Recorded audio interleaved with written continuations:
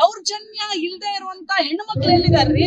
ಅವ್ರ left right ಅಂತ ಕೇಳ್ತಾರ? ದೌರ್ಜನ್ಯ ಆದ್ರೆ ಈಗ ನನ್ನ ಹತ್ರನೇ ಎಷ್ಟು ಜನ ಹೆಣ್ಮಕ್ಳು ಬರ್ತಾರೆ, ನಾವು ಕೇಳ್ತೀವ ನೀ ಲೆಫ್ಟ್ ನೀ ರೈಟ್ ಅಂತ. ಎಲ್ಲಾ ಪೊಲೀಸ್ ಇಲಾಖೆಗಳಿಂದ ತರ್ಸ್ಕೊಳ್ತೀನಿ, ವರದಿಯನ್ನ ತರ್ಸ್ಕೊಳ್ತೀನಿ, ಸೂಕ್ತ ಕ್ರಮಕ್ಕೆ ಆಗ್ರಹ ಮಾಡ್ತೀವಿ, ಪ್ರತಿ ವರದಿಯನ್ನ ನಾನು ತರ್ಸ್ಕೊಳ್ತೀನಿ. ಇದು ನೋಡಿ ಬಹಳ ವರ್ಷಗಳಿಂದ ಅಲ್ಲಿ ನಡೆದಂತ ಅಸಹಜ ಸಾವು, ಕಾಣೆಯಾದಂತವ್ರನ್ನ ಕೇಳೋದು ತಪ್ಪಿದ್ಯಾ? ಸಮಾಜದಲ್ಲಿ ಫಸ್ಟ್ ಆ ಮನಸ್ಥಿತಿ ಇರೋರು, ಆ ಕೀಳು ಮನಸ್ಥಿತಿ ಇರೋರು ಫಸ್ಟ್ ಬದಲಾಗ್ಬೇಕು. ಧರ್ಮಸ್ಥಳ ಪ್ರಕರಣಕ್ಕೆ ಸಂಬಂಧಪಟ್ಟಂತೆ 0039/2025 ಕೇಸ್ ನಂಬರ್ ಏನಿದೆ, ಈ ಕೇಸ್ಗೆ ಸಂಬಂಧಿಸಿದಂತೆ ಸೌಜನ್ಯ ಪರ ಹೋರಾಟಗಾರರಾದಂತಹ ಮಹೇಶ್ ಶೆಟ್ಟಿ ತಿಮ್ರೋಡಿ, ಗಿರೀಶ್ ಮಟ್ಟಣ್ಣನವರ್, ಟಿ ಜಯಂತ್, ವಿಠ್ಠಲಗೌಡ ಇಷ್ಟೂ ಜನ ಹೈಕೋರ್ಟ್ನಲ್ಲಿ ತಮ್ಮ ವಿರುದ್ಧ ದಾಖಲಾಗಿದ್ದಂತಹ ಹೆಚ್ಚುವರಿ ಸೆಕ್ಷನ್ಗಳ ದೂರು, FIR ಮತ್ತು ವಿಚಾರಣೆಗೆ ಕಳಿಸಿದ್ದಂತಹ ನೋಟಿಸ್ ಇವುಗಳನ್ನು ರದ್ದುಗೊಳಿಸಬೇಕು ಅಂತ ಹೈಕೋರ್ಟ್ಗೆ ಒಂದು ಅರ್ಜಿ ಸಲ್ಲಿಸಿ ಮನವಿ ಮಾಡಿಕೊಂಡಿದ್ರು. ಆ ಅರ್ಜಿಯನ್ನು ಪುರಸ್ಕರಿಸಿದಂತಹ ನ್ಯಾಯಮೂರ್ತಿಗಳ ಏಕಸದಸ್ಯ ಪೀಠ, ನವಾಜ್ ಅವರ ಪೀಠ, ಮೊಹಮ್ಮದ್ ನವಾಜ್ ಅವರ ಪೀಠ ಸ್ಟೇ ಕೊಟ್ಟಿತ್ತು, ತನಿಖೆಯನ್ನು ನಿಲ್ಲಿಸೋದಕ್ಕೆ ಹೇಳಿತ್ತು. ಈಗ SIT ತನಿಖೆಯನ್ನು ಮುಂದುವರಿಸಿ ಆ ಸ್ಟೇಯನ್ನು ತೆರವುಗೊಳಿಸಿರುವಂಥದ್ದು ಹೈಕೋರ್ಟ್ನ ಆದೇಶ. ಯಾಕಂದರೆ ಅವರು ಈ ಹಿಂದೆ ಕೂಡ ಈ ಸೌಜನ್ಯ ಪರ ಹೋರಾಟಗಾರರ ಪರ ವಕೀಲ ಬಾಲನ್ ಅವರು ತುಂಬ ಸ್ಪಷ್ಟವಾಗಿ ಹೇಳಿದರು, ಅನಗತ್ಯವಾಗಿ ಸೆಕ್ಷನ್ಗಳನ್ನು ಹೆಚ್ಚುವರಿಯಾಗಿ ಹಾಕಿರುವಂಥದ್ದು, ಅದು ಕೂಡ 2.5 ತಿಂಗಳ ನಂತರ ರಾಜಕೀಯವಾಗಿ, ಧಾರ್ಮಿಕವಾಗಿ, ಸಂಘಟನಾತ್ಮಕ ವೈರತ್ವದಿಂದ FIR ಅನ್ನು ದಾಖಲಿಸಿದ್ದಾರೆ. ಸುಮಾರು ಮಧ್ಯರಾತ್ರಿಯ ತನಕ 150 ಗಂಟೆಗಳ ಕಾಲ ವಿಚಾರಣೆ ನಡೆಸಿದ್ರೂ ಕೂಡ ಕಿರುಕುಳ ಕೊಡ್ತಿದ್ದಾರೆ, ನಮ್ಮ ಅರ್ಜಿದಾರರಿಗೆ ಕಿರುಕುಳ ಕೊಡಬಾರ್ದು ಅಂತ ಕೋರ್ಟ್ ಮುಂದೆ ಮನವಿ ಮಾಡಿಕೊಂಡಿದ್ರು. ಇದೇ ನವೆಂಬರ್ 12ನೇ ತಾರೀಕು ವಿಚಾರಣೆಯನ್ನು ಮುಂದೂಡಿ ಸ್ಟೇ ಕೊಟ್ಟಿತ್ತು ಕೋರ್ಟ್. ಇದೇ ನ್ಯಾಯಮೂರ್ತಿ ಮೊಹಮ್ಮದ್ ನವಾಜ್ ಅವರ ಏಕಸದಸ್ಯ ಪೀಠ. ಇದೀಗ ಅರ್ಜಿದಾರರಿಗೆ ಮತ್ತೂ ಒಂದು ಸಲ ಹೇಳಿರುವಂಥದ್ದು, ಕಿರುಕುಳ ಕೊಡಬಾರ್ದು ಅನ್ನೋದನ್ನು ಸರ್ಕಾರದ ಪರ ವಕೀಲ BN ಜಗದೀಶ್ ಅವರಿಗೆ ಹೇಳುವ ಸಂದರ್ಭದಲ್ಲಿ, ಯಾಕಂದರೆ ಇಲ್ಲಿ BN ಜಗದೀಶ್ ಅವರು ಸಾಕಷ್ಟು ವಿಚಾರಗಳನ್ನು ಹೇಳಿರುವಂಥದ್ದು.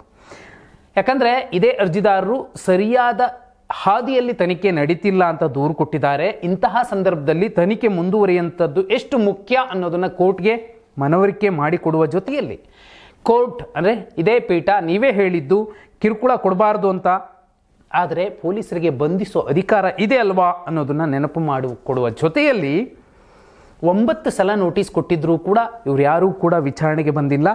ಅದರಲ್ಲೂ ಕೂಡ BNSS 35/3 ಅಡಿಯಲ್ಲಿ ಸಹಕರಿಸಿದ್ರೆ ಅರೆಸ್ಟ್ ಮಾಡೋ ಒಂದು ಕಾರಣನೇ ಬರೋದಿಲ್ಲ, ಅಥವಾ ಆ ಥರದ್ದೊಂದು ಸನ್ನಿವೇಶನೇ ಸೃಷ್ಟಿಯಾಗೋದಿಲ್ಲ. ಆದರೆ ಇವರು ಸಹಕರಿಸಿ ತನಿಖೆಗೆ ಬರಬೇಕಿದೆ.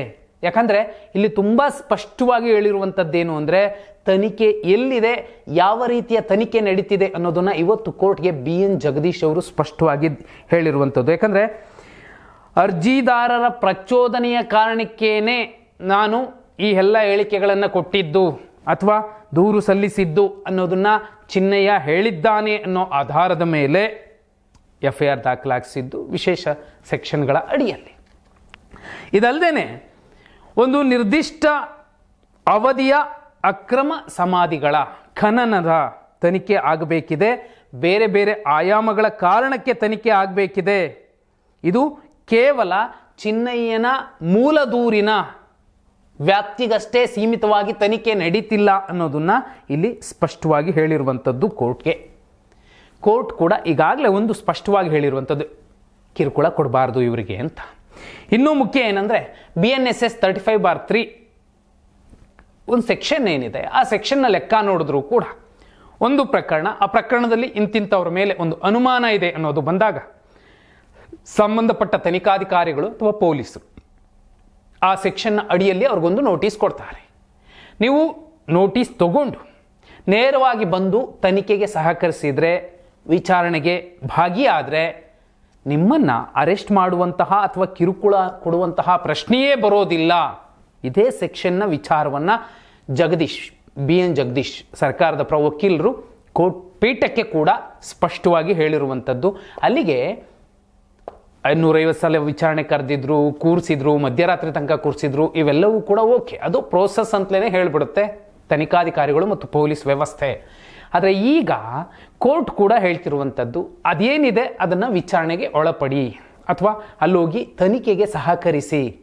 ನಿಮಗೆ ಕಿರುಕುಳ ಕೊಡೋದಿಲ್ಲ, ಕಿರುಕುಳ ಕೊಡಲೇಬಾರದು ಅನ್ನೋದನ್ನು ಕೂಡ ಕೋರ್ಟ್ ಸೂಚಿಸಿದೆ. ಜೊತೆಯಲ್ಲಿ ಅರೆಸ್ಟ್ ಮಾಡುವ ಅಧಿಕಾರದ ವ್ಯಾಪ್ತಿಯನ್ನು ಕೂಡ ಇಲ್ಲಿ ಉಲ್ಲೇಖಿಸಿರುವಂಥದ್ದು.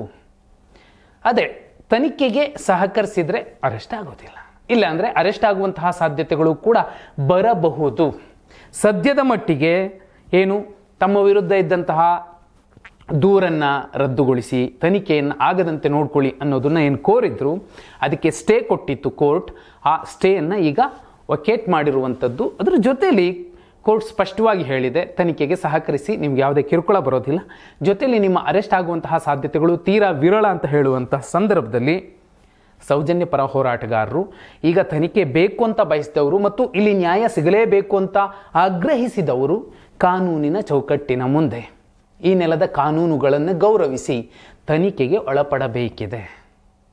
ಅಷ್ಟೇ ಅಲ್ಲ, ಯಾಕಂದರೆ ಈ ಸಲ ಸ್ಪಷ್ಟವಾಗಿ ಹೇಳಿರುವಂಥದ್ದು ಚಿನ್ನಯ್ಯನ ಮೂಲ ದೂರಿನ ವ್ಯಾಪ್ತಿಯಷ್ಟೇ ಎಲ್ಲೇ ತನಿಖೆ ನಡೀತಿಲ್ಲ, ನಿರ್ದಿಷ್ಟ ಅವಧಿಯ ಅಕ್ರಮ ಖನನ, ಅಕ್ರಮವಾಗಿ ಏನು ಹೂತಾಕಿದ್ದಾರೆ ಆ ಹೂತಾಕಿರುವಂತಹ ಪ್ರಕರಣಗಳ ಪಟ್ಟಿ ಇಟ್ಕೊಂಡು ತನಿಖೆ ನಡೀತಿದೆ ಅನ್ನೋದನ್ನ ಕೋರ್ಟ್ಗೆ ಸ್ಪಷ್ಟವಾಗಿ ಹೇಳಿರುವಂಥದ್ದು SIT ಪರ ಸರ್ಕಾರದ ಪರ ವಕೀಲ BN ಜಗದೀಶ್ ಅವರು.